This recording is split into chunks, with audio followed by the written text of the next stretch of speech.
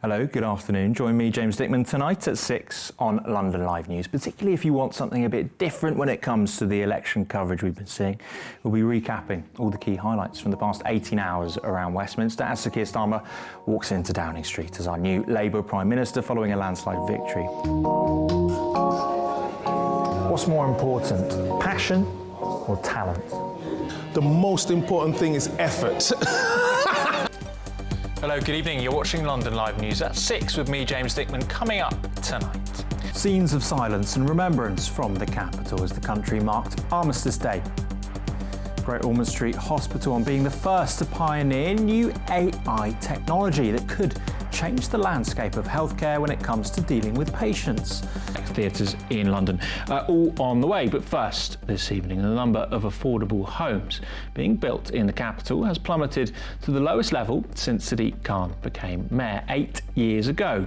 We've heard the news that 5 asylum seekers have died in the Channel. The government, one minister this morning saying that they want to use it as a deterrent.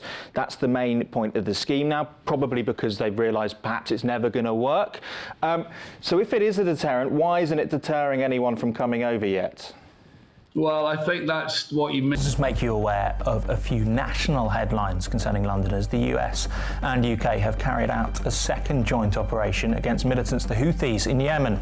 The group say they are exceptionally concerned at the measures many local authorities are planning as they try to avoid going bust, including raising council tax and cutting services.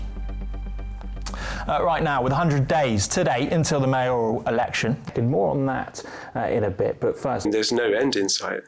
Well, the Archbishop of Canterbury has called the idea of assisted dying dangerous and suggested it would lead to a slippery slope where more people would feel compelled to have their life ended medically. Well, Peter Kevern, a professor in health, had more on the comments made by our country's foremost religious figure.